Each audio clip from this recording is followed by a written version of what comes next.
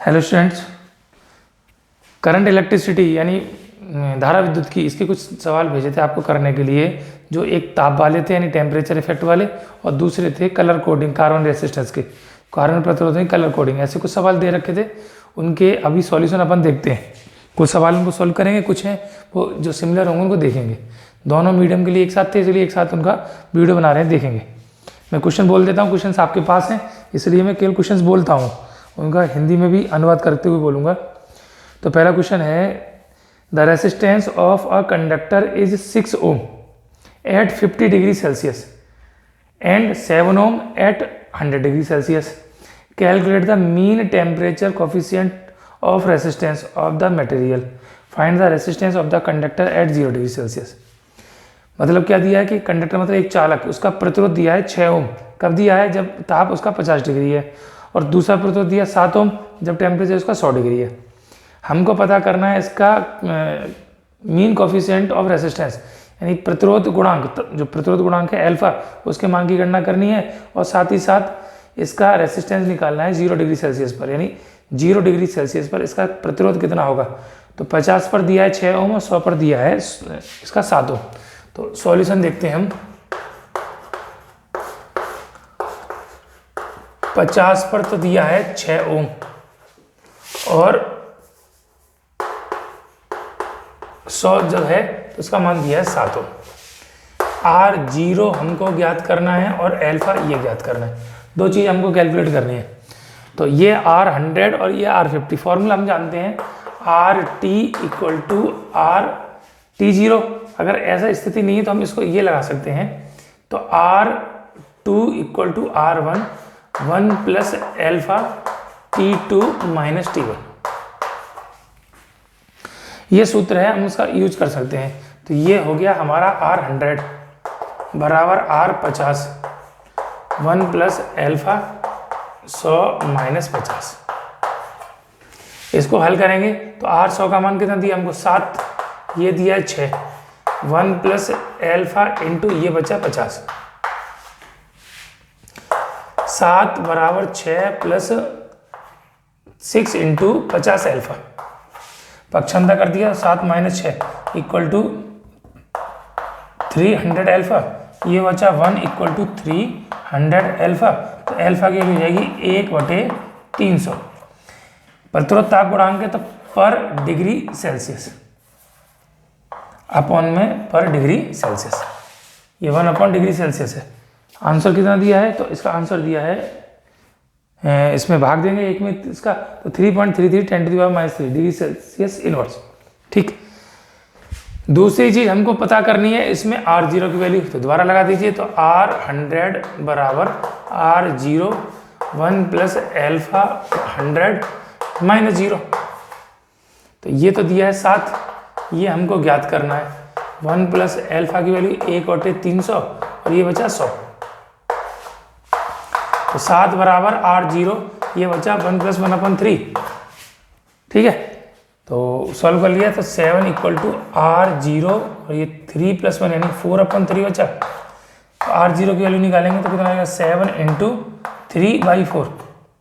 तो R0 की value 21/4। भाग देंगे तो 4 पंजे 20, 1 4 दूनी 8, 4 पंजे 8, बचा 2 और 4 पंजे 20। तो 5.25 प्रतिरोध है। तो ये R0 के लिए आएगी। आंसर देखते हैं, तो ये 5.143। 4 पंजे 20, 1, अच्छा भाग नहीं जाएगा। ठीक है, तो 5.143 जो भी है रिजल्ट प्रतिरोध है। तो कैलकुलेशन कर लेना, आंसर जो आएगा अप्रोक्सीमेटली इतना आएगा। अगला क्वेश्चन था कि the copper coil of length 10 metre has a resistance of 2 ohm metre inverse, यानी 2 ओम मीटर इनवर्स का मतलब है 2 ओम पर मीटर एट 20 डिग्री सेल्सियस। हाँ, इस सवाल में थोड़ी सी बात समझने की है कि एक कॉपर की कॉइल है, एक कुंडली दे रखी है जिसकी लंबाई 10 मीटर है, और उसका रेसिस्टेंस जो दिया है वो दिया है 2 ओम पर मीटर, यानी प्रति मीटर तार की लंबाई के लिए उसका प्रतिरोध 2 ओम है। तो टोटल तार की लंबाई कितनी है? 10 मीटर, तो टोटल रेजिस्टेंस कितना हो जाएगा इसका 10 गुणा 2 यानी 20 ओम। तो अगला जो क्वेश्चन है वो प्रतिरोध दिया है 20 ओम, कब दिया है जब टेम्परेचर 20 डिग्री है। तो R20 का मान हमको दिया है 20 ओम। बात समझ में आ गई? क्या दिया है, टोटल लेंथ दी है 10 मीटर और उसका जो रेजिस्टेंस दिया है R डैश मान सकते हैं, तो 2 ओम मीटर इनवर्स, मतलब 2 ओम पर मीटर। तो 1 मीटर लंबाई का प्रतिरोध 2 है, तो 10 मीटर लंबाई का प्रतिरोध कितना हो जाएगा 20 ओम। ये सवाल में दिया है कितने तापमान है 20 डिग्री सेल्सियस पर, find the resistance at 50 degree Celsius. इसका प्रतिरोध हमको 50 डिग्री पर निकालना है, कितना होगा, ठीक है। The temperature coefficient of the resistance for the copper, इसमें एल्फा हमको गिवन है, तो एल्फा की वैल्यू गिवन है कितनी है, तो वैल्यू 3.8 10 टू द पावर -4, तो 3.8 10 टू द पावर -4 पर डिग्री सेल्सियस। अब ये डेटा हमारे पास है, अब हमको R50 की वैल्यू निकालनी है। फॉर्मूले में R0 हमको चाहिए, ठीक, ऐसे भी निकला था, लेकिन जो एग्जैक्ट इसकी कंडीशन है वो किसके लिए, 0 के लिए। तो फॉर्मूला होता है RT equal to R0 1 plus alpha और T माइनस 0। जनरली हम इसको लिख सकते हैं RT equal to R0 1 plus alpha T। ये एक जनरल फार्मूला होता है, इस फार्मूले को हमको यूज करना है, this is the general formula. ये सामान्य समीकरण हो गया। T का मान 20 लगाते हैं तो कितना हो गया, R20 बराबर R0 1 प्लस एल्फा और T की वैल्यू कितनी है 20, समीकरण 1। और R50 लगाते हैं तो कितना हो जाएगा R0 और 1 प्लस एल्फा इंटू 50, समीकरण 2। R50 की वैल्यू चाहिए तो समीकरण 2 में समीकरण 1 का भाग कर दो, 2 डिवाइडेड बाई इक्वेशन 1, तो R50 upon R20 equal to R0 1 plus 50 alpha upon R0 into 1 plus 20 alpha.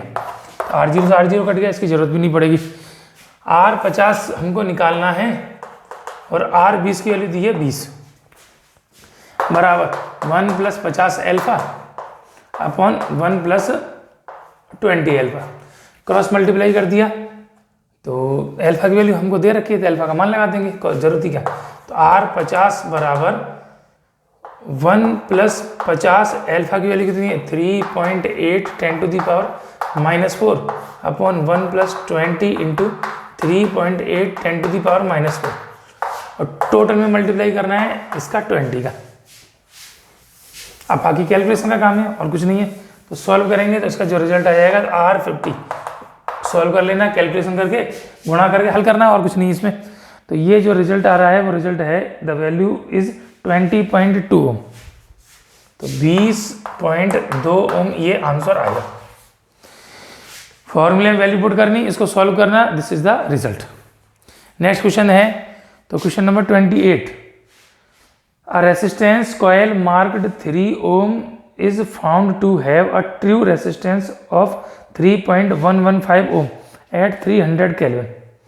Calculate the temperature at which marking is correct. Temperature coefficient of resistance of the material of coil is 4.2 10 to the power -3 per degree Celsius. तो क्या दिया है, एक कोई coil है और उसका जो रेसिस्टेंस निकाला गया है वो उसके ऊपर लिखा है, मार्क किया गया है 3 ओम, यानी उसका प्रतिरोध 3 ओम बताया गया है, लेकिन उसमें उसका एक्चुअल वैल्यू यानी सत्य मान जो है ट्रू वैल्यू है वो कितनी है 3.115 ओम है। कब, जब 300 केल्विन टेम्परेचर है।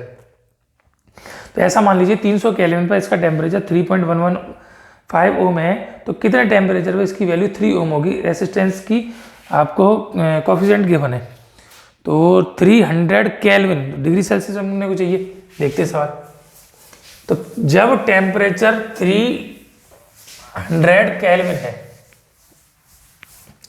मतलब T1 equal to 300 kelvin, degree Celsius में निकालेंगे तो कितना हो जाएगा 300 माइनस 273, तो कितना बचा 27 डिग्री सेल्सियस अप्रोक्सीमेटली।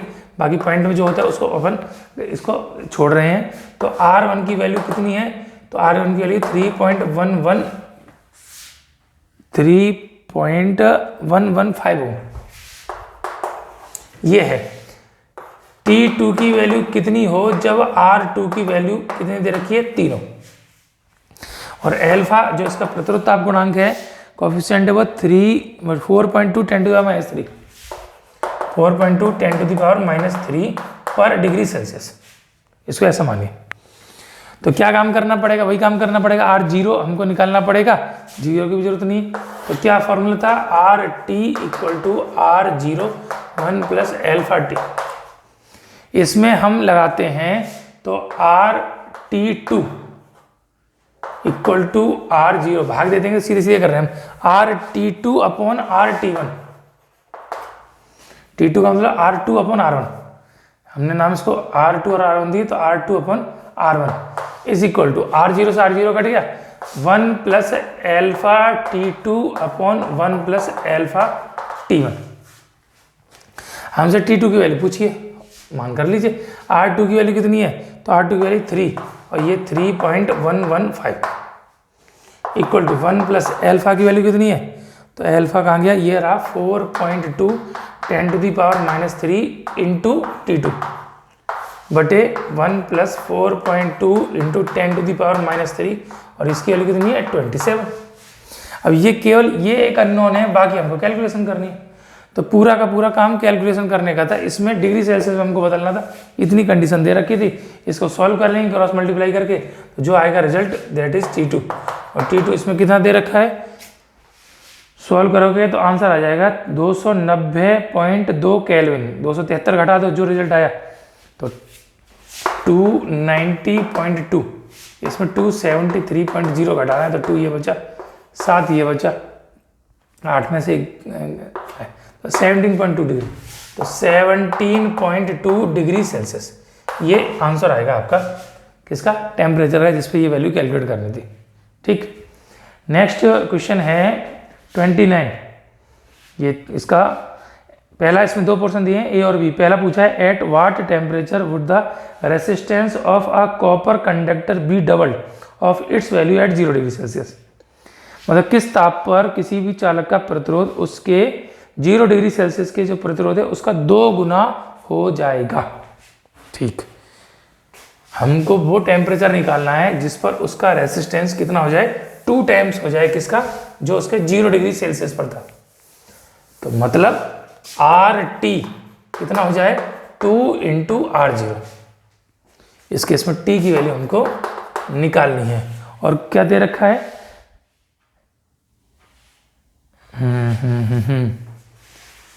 किस ताप पर ये हो जाएगा, बहुत बढ़िया। फॉर्मूला होता है RT equal to R0 1 plus alpha into T. 1 minute, alpha given है क्या इसमें, कॉपर का रेसिस्टेंस एल्फा गिवन है 4 इंटू 10 टू दी पावर -3। हाँ वही तो, एल्फा और गिवन है इसमें लास्ट में 4.0 10 टू दी पावर -3 पर डिग्री सेल्सियस। अब कुछ नहीं है करने में, तो ये 2R0 equal to R0 1 plus 4 into 10 to the power -3 और T कैलकुलेट करना है हमको। ये 2 बार कट गया, भाग देंगे, 2 - 1 equal to 4 into 10 to the power -3T, और T इक्वल टू हो जाएगा 1 अपॉन 4 10 टू दी पावर -3, ऊपर गया और 10 टू दी पावर +3 अपॉन 4, मतलब 1000 में हमको 4 का भाग देना, तो 250। T equal to 250 degree Celsius. देखो क्या आंसर है, हाँ आ गया, 250 डिग्री सेल्सियस टेम्परेचर होगा जिस पर इसका जो रेसिस्टेंस है वो 0 डिग्री का 2 गुना हो जाए। दूसरा पोर्शन पूछा है does this same temperature hold for all copper conductors regardless of the size and shape. अच्छा, इसमें यह पूछा है does this temperature hold for all copper conductor, क्या सभी कॉपर के हम कंडक्टर लेते हैं, उसकी साइज और शेप कुछ भी हो, भले ही उसके लिए टेम्परेचर तो नहीं रहेगा, बिल्कुल यही रहेगा। क्यों रहेगा, क्योंकि यहाँ पर ये इसकी जो वैल्यू है वो केवल केवल एल्फा के ऊपर डिपेंड करेगी। Temperature equal to 1 upon alpha आया, कितना आया, टेम्परेचर 1 अपॉन एल्फा आया, और एल्फा किसी भी मटेरियल के लिए सेम रहता है, तो कॉपर के लिए एल्फा की वैल्यू यही रही। रिजल्ट हमारे पास T इक्वल टू कितना आया 1 प्लस एल्फा, और alpha equal to constant for copper, तो जो कॉपर है उसके लिए अल्फा की वैल्यू क्या है, कांस्टेंट है। अब अल्फा की वैल्यू कांस्टेंट है तो टी की वैल्यू क्या हो जाएगी, this is also constant. Copper के अलावा कुछ और मटेरियल होता तो अल्फा की वैल्यू वेरी करती, तो उसके लिए टेम्परेचर की वैल्यू बदल जाती। टेम्परेचर का मान वैसा का वैसे ही रहेगा कॉपर के लिए, किसी भी शेप या किसी भी साइज का हम कोई कंडक्टर यूज करते हैं तब भी। ठीक है, तो दूसरे का आंसर क्या आ जाएगा, बी का, यस।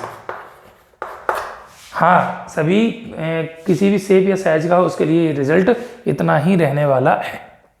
ठीक, चलिए नेक्स्ट जो क्वेश्चन है बस आप सभी ने कर लिए होंगे, एक आध मैं बताता हूँ, बाकी आपने कर लिए होंगे। ये बहुत आसान है। वो क्या है, वो कार्बन रेसिस्टर वाले हैं। तो कार्बन रेसिस्टर्स के लिए यानी कार्बन प्रतिरोध के लिए क्या बताया था, तो वो पूरी टेल बनाने की जरूरत नहीं, आप सीधे सीधे याद कर सकते हो। B Roy, Great Britain, very good worker, goldsmith necklace.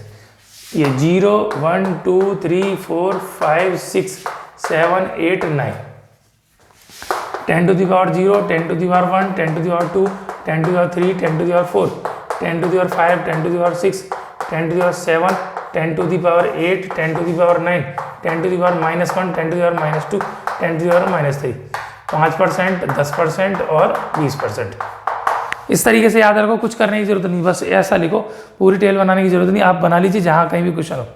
अब सारे क्वेश्चन इसी कंसेप्ट पर आधारित हैं। तो तीसरा क्वेश्चन जो है वो दिया है, the sequence of band marked on the carbon resistor. तो जो बैंड बना रखे हैं, जो पट्टियां बना रखी हैं कार्बन रेसिस्टर पर, उनके सीक्वेंस, उनका क्रम दिया है।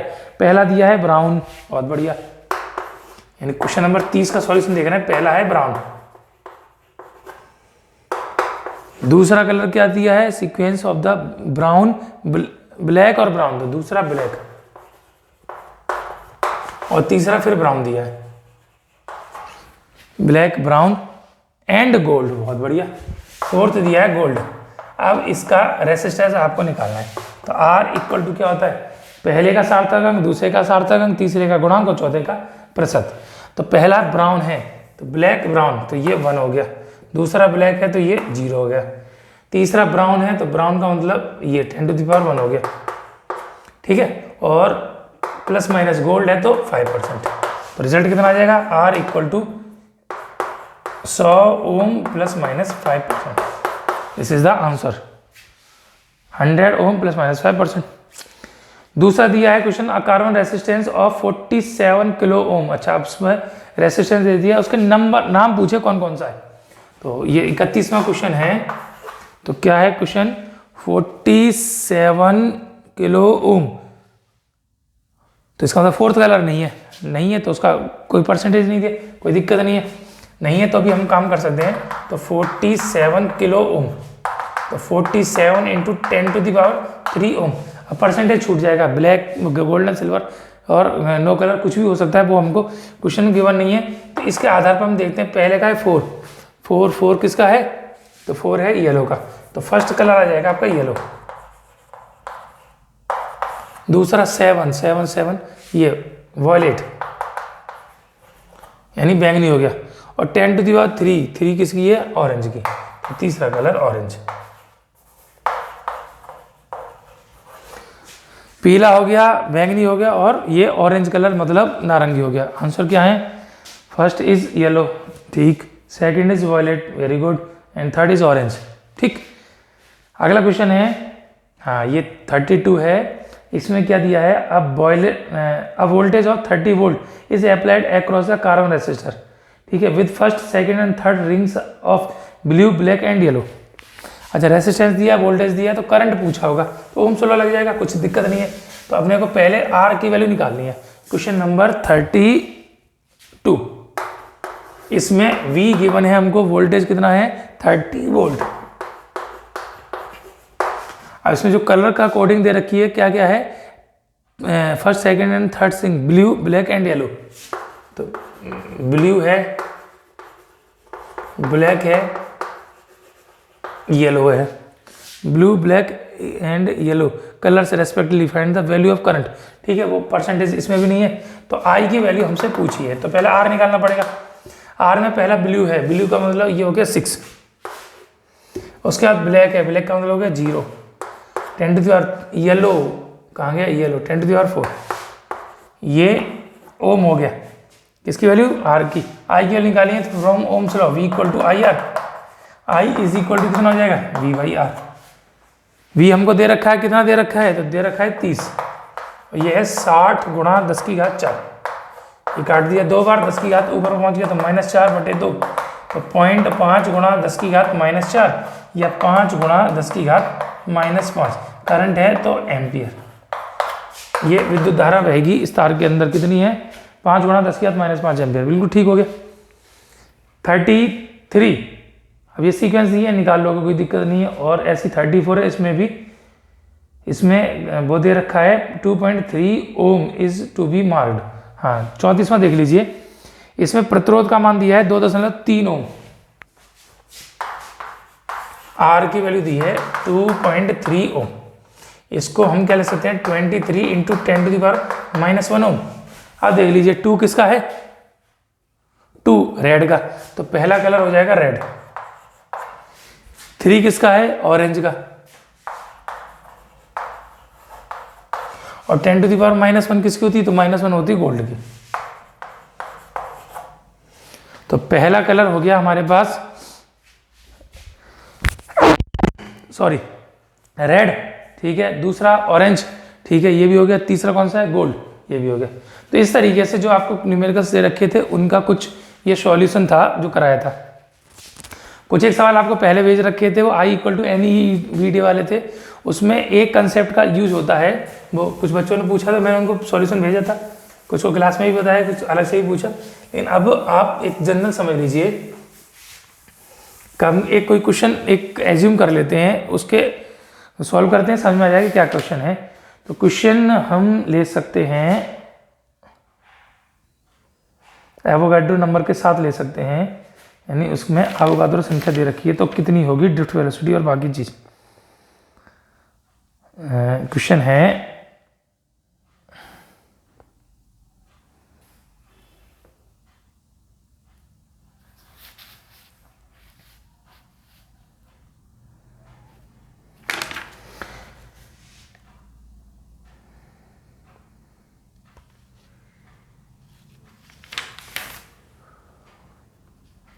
एक एग्जाम्पल अपन ले लेते हैं। तो ये है there are 8.4 10 to the power 22 free electrons per CC यानी per cubic metre in a copper, calculate drift velocity of electrons in a copper wire of 1 millimetre cross section and the current in the wire is 0.21 ampere equal to this. तो इसमें हमने को क्या करना है, drift velocity निकालनी है। तो there are 8.4 10 to the power 22 free electrons per cubic metre दे रखे हैं, सीसी दिया है तो पर क्यूबिक सेंटीमीटर हो गया। तो नंबर ऑफ इलेक्ट्रॉन्स, जो हम इसकी इलेक्ट्रॉन का संख्या घनत्व कहते हैं, वो कितना है, तो दे रखा है 8.4 10 टू द पावर 22 पर सेंटीमीटर क्यूब। अब इसको मीटर क्यूब बदलेंगे तो 10 to the power centimetre cube किया तो मीटर क्यूब में तो -6, ऊपर जाएगा तो +6, तो n इक्वल टू हो गया 8.4 10 टू द पावर 22 तो था 6 और आ गया, तो पर मीटर क्यूब हो गया। तो n इक्वल टू कितना हो गया 8.4 10 टू द पावर, ये हो गया 28 पर मीटर क्यूब। ये एकांक आयतन में उपस्थित मुक्त इलेक्ट्रॉनों की संख्या है। अब इसके आगे क्या गिवन है, इसमें calculate drift velocity of electrons, drift velocity यानी अनुगमन वेग अपने को निकालना है, कितना होगा, calculate the drift velocity of electrons in the copper wire of 1 millimetre square cross section. इसका क्रॉस सेक्शन एरिया यानी अनुप्रस्थ काट का क्षेत्रफल दिया है 1 मिलीमीटर स्क्वायर। इसको एम के में चेंज करेंगे तो 1 इंटू 10 टू द पावर -3 का स्क्वायर तो -6, दिस इज मीटर स्क्वायर। और क्या दिया है, the current in the wire is 0.21 ampere, I की वैल्यू दी है 0.21 एम्पियर। और चार्ज ऑफ इलेक्ट्रॉन हम जानते ही हैं 1.6 10 टू द पावर -19 कूलम। अब करना क्या है हमको, तो करनी है हमको वीडी की वैल्यू। We know that I is equal to NEA VD, therefore drift velocity I upon NEA। तो आई हमारे पास है कितना है, तो वैल्यू इज 0.21। नंबर डेंसिटी हम निकाल चुके तो कितना है 8.4 10 to the power 28। Charge of 1 electron 1.6 10⁻⁻19 coulomb, और एरिया ऑफ क्रॉस सेक्शन कितना है, तो 1 × 10⁻⁻6। ये 2 पॉइंट गए, ये पॉइंट हट गया, तो ये 21 बचा, नीचे बचा आपका 84 और ये 16। पावर बची 28 - 19 - 6, तो 28 में से 19 गया तो 8 और 1 9, तो ये बचा 9 में 6 गया तो 3 बचा, ऊपर जाएगा तो पावर हो जाएगी -3।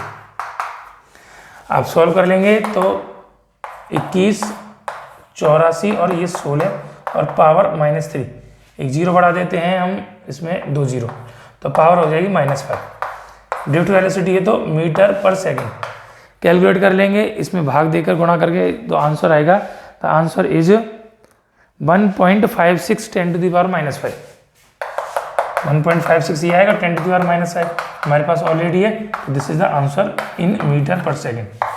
तो इस तरीके से हम ड्रिफ्ट वेलोसिटी की गणना कर सकते हैं।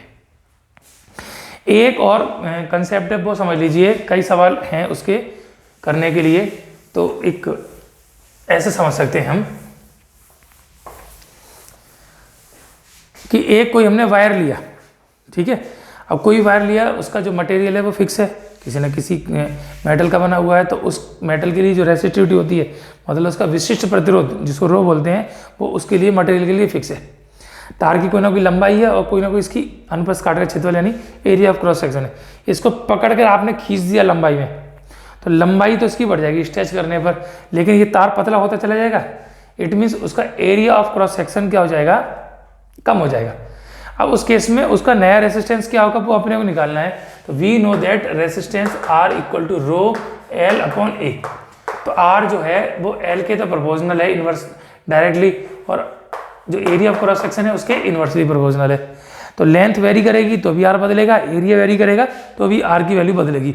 और यहाँ पर आप तार को पकड़कर खींच रहे हो तो उसकी लेंथ भी चेंज हो रही है और एरिया ऑफ क्रॉस सेक्शन भी वेरी कर रहा है। उस केस में अब क्या होगा, तो क्वेश्चन हम इसको एक डेरिवेशन जैसा मानकर काम करेंगे, और बहुत इंपॉर्टेंट है, कई बार एग्जाम में पूछा गया है। तो क्वेश्चन क्या है कि एक तार को पकड़कर इस प्रकार खींचते हैं कि उसकी लंबाई उसकी प्रारंभिक लंबाई की n गुना हो जाए। तो एक वायर स्ट्रेच किया है आपने किस तरीके से, तो the length of stretch wire become n times of the initial length, तो प्रारंभिक लंबाई उसकी कितनी होगी, n गुना होगी। उस केस में उसका नया रेसिस्टेंस कितना होगा, तो न्यू रेसिस्टेंस अपने को फाइंड करना है। वायर वही है, इसका मतलब मटेरियल वही है। तो ध्यान से समझना कि एक तार है कोई, उसकी हमने लेंथ मान ली L और एरिया ऑफ क्रॉस सेक्शन मान लिया ये A है, दिस इज द इनिशियल। अब आप उसको पकड़कर खींच रहे हो तो एक बहुत पतला वायर हो जाएगा, किसी न किसी लेंथ तक आपने खींचा, तो जैसे जैसे बढ़ाते जाओगे तो लंबाई कम होती जाएगी, सॉरी लंबाई बढ़ती जाएगी, एरिया कम होता जाएगा, तो न्यू लेंथ NL हो गया। अभी इस केस में न्यू एरिया कितना होगा, तो पहली बात हमको एरिया पता हो, एरिया पता होगा तो हम इसका रेसिस्टेंस भी कैलकुलेट कर सकते हैं, यानी प्रतिरोध ज्ञात कर सकते हैं। तो अब हम एरिया कैसे पता करेंगे, इसका नया कितना होगा, तो देखिए कि जो भी हमारे पास शेप है किसी वायर की, तो उस शेप के लिए एरिया वेरी कर रहा है, लेंथ वेरी कर रहा है, इधर एरिया वेरी कर रहा है, लेंथ वेरी कर रहा है। एक चीज़ है जो फिक्स रहेगी, वो क्या है, इसका वॉल्यूम। तो हम जानते हैं उसका जो वॉल्यूम यानी आयतन होता है वो नियत रहता है, तो V = कांस्टेंट। इसका मतलब V1 = V2 हो गया। V1 कितना होगा, A1 L1 और ये हो जाएगा A2 L2। हमको नया एरिया निकालना है, तो A1 L1/L2। अब न्यू एरिया कितना हो जाएगा, तो A2 = A1 इनिशियल कितना है A, इनिशियल लेंथ कितनी है L, और ये कितना है फाइनल लेंथ NL, तो L से L कट जाएगा, तो न्यू एरिया कितना हो जाएगा, तो A/N। इस स्थिति में इसका जो नया क्षेत्रफल है वो प्रारंभिक क्षेत्रफल का 1/n गुना हो जाएगा, 1/n times of the initial area of cross section. अब इसमें रेसिस्टेंस कितना होगा, तो रेसिस्टिविटी मटेरियल वही है, तो रो फिक्स रहने वाली है। अब पहले हमने मान लिया इसका रेसिस्टेंस R1 है, नया रेसिस्टेंस R2 है, तो रिलेशन क्या होता है, तो we know that R = ρL/A, it means R2/R1 ρL2/A2 ρL1/A1। Rho fix है तो कैंसिल आउट हो गई। R2/R1 = क्या होता, तो L2A1/L1A2, ठीक है। R1 अपने को फाइंड करनी है, let initial resistance is R, इसको हमने R मान लिया और R जो 2 है वो हमको कैलकुलेट करनी है। L2 कितनी है, तो दिस इज NL। A1 कितना है, तो this is A upon L1 कितनी है, तो ये L वैल्यू दे रखी है, और A2 हम निकाल चुके कितना है, A अपॉन N। A से A कट गया, L से L कट गया, और N ये ऊपर पहुंच जाएगा, तो R2 upon R1 equal to क्या बचा, N इंटू N, यानी N स्क्वायर। तो इस केस में R2 की जो वैल्यू होगी वो कितनी हो जाएगी, N स्क्वायर ऑफ R1। तो इस स्थिति में जो चालक तार है उसका प्रतिरोध प्रारंभिक अवस्था का N स्क्वायर गुना कितना, N स्क्वायर गुना हो जाएगा, ये इसका नया प्रतिरोध हो जाएगा। क्लियर। तो इस तरीके से हम इसकी गणना कर सकते हैं। तो एक एग्जाम्पल हम समझना चाहें तो बेसिक ये आ गया, जैसे कोई तार है, अब उसको आपने लंबाई में इस तरीके से खींचा कि वो 2 गुना हो गया। ध्यान समझना, N की वैल्यू कितनी होगी 2, तो R2 की वैल्यू कितनी हो जाएगी 2 स्क्वायर R1, मतलब 4R1। हमने इस तरीके से खींचा कि वो 3 गुना हो गया, तो R2 की वैल्यू क्या हो जाएगी 3 स्क्वायर R1, मतलब 9R1। इस तरीके से खींचा कि जो N है वो कितना कर दिया हमने, 4 कर दिया, यानी 4 गुना कर दिया, तो R2 की वैल्यू कितनी हो जाएगी 4 स्क्वायर R1, मतलब 16 गुना। और ऐसे अगर हम N की वैल्यू 5 ले लें